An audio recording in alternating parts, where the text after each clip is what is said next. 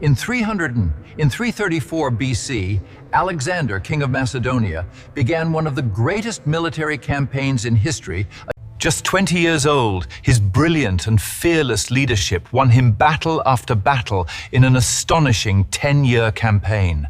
He carved out one of the largest empires ever known, stretching to the edge of the known world. Few men have had such a massive impact on history.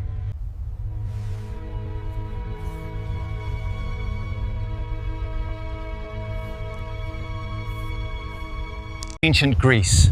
From around 500 BC, this rugged land was the scene of remarkable developments in art, philosophy, and warfare. Its two greatest city-states were Athens, a naval power where democracy and drama flourished, and Sparta, a militaristic society famed for its army. In 480 BC, these two rivals joined forces to fight an invasion by the mighty Persian Empire.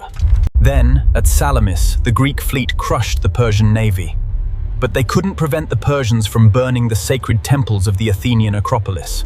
The next year, at Plataea, the Greeks won a decisive land battle and forced the Persians to abandon their invasion, ushering in a golden age. But tensions between Athens and Sparta led to decades of destructive war, leaving the Greek world exhausted and vulnerable to a new power to the north. His most famous reform was the sarissa, an 18-foot pike wielded by trained infantry in a close formation known as a phalanx. In 338 BC, at Chaeronea, Philip's army crushed Thebes and Athens. He then united all of Greece in the League of Corinth. Philip planned a great pan-Hellenic war against the ailing Persian Empire, its vast riches ripe for the taking. He was succeeded by his 20-year-old son, Alexander. Brilliant, restless, tutored by Aristotle, and already an experienced military commander. Alexander first secured his position, executing rivals, crushing rebellions, and completely destroying the ancient city of Thebes, selling its people into slavery. Distress. In the spring of 334 BC, Alexander led his army of the Hellespont into Asia Minor. Alexander's army was 40,000 strong. The core was 9,000 phalanx armed with the 18-foot sarissa. To guard the flanks were 3,000 elite hypaspists and the shock troops, and 1,800 canonry, the finest horsemen. The Persian satraps met to discuss strategy. Memnon of Rhodes, a skilled Greek general, urged them to use a scorched earth. But the satraps refused. They decided to face Alexander at the river Granicus, forming their front line of 10,000 cavalry behind the river's steep banks. Alexander, with his companion cavalry, led the charge across the river. The moment they hit the water, they faced a storm of javelins. Desperate conflict raged, horses against horses, men against men. Alexander was struck on the head by a bull. The Persian cavalry fled, but the Greek mercenaries fighting for Persia were surrounded and massacred. Asia Minor lay at his mercy, but Alexander first had to neutralize Persian naval power. He attacked their bases. At Gordium, he was shown the legendary Gordian knot. A prophecy said whoever unpicked it would rule Asia. Alexander simply drew his sword and sliced it in half.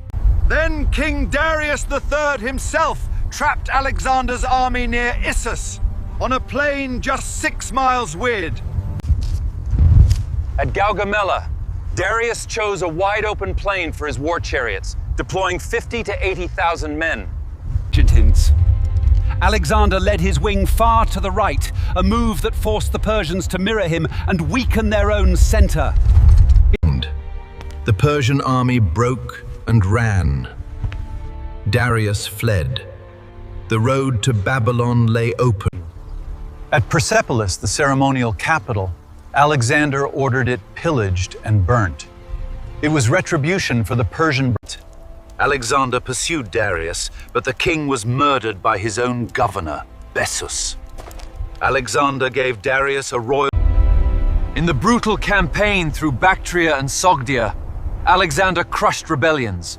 When Bessus was betrayed by his own men, but his adoption of Persian rituals and dress alienated his Macedonian veterans. In a drunken fury at in 327 BC, Legend says Alexander fell for the beauty of Roxana, daughter of a Bactrian lord. At the river Hyphasis, his army mutinied. They had marched thousands of miles and refused to go on. At Susa, Alexander arranged a mass marriage of Macedonian officers to 80 Persian noblewomen, including... At Ecbatana, his closest friend, Hephaestion, died of fever. Alexander died undefeated in battle. His empire, stretched Greece to Pakistan, was held together only. Alexander left no clear heir. His generals, the Diadochi, immediately began fighting among themselves to carve out their own kingdoms from his vault. In the brutal wars of the successors, Alexander's widow Roxana and his young son Alexander IV were both murdered. His golden sarcophagus, hijacked en route to Macedonia, ended up in Alexandria, Egypt. Alexander's conquests ushered in the Hellenistic age. Greek art, science, government, and language spread and fused with local traditions from Egypt to the Indus Valley. Some of his successor kingdoms endured for centuries: the Ptolemies in Egypt, the Seleucids in Asia. But all research and artwork for this story comes from Osprey Publishing's extensive range. Every book examines a battle, campaign, or combat unit in meticulous, authoritative detail. Few men have ever had such an impact on the course of history as Alexander the Great. He was a force of nature. In just 10 years, he changed the world forever. A brilliant, fearless, and ruthless. His legacy is not just in the cities he founded or the battles he won. It is in the very idea. And 2,000 years later, we are still telling his story. That, perhaps, is the truest mark of greatness.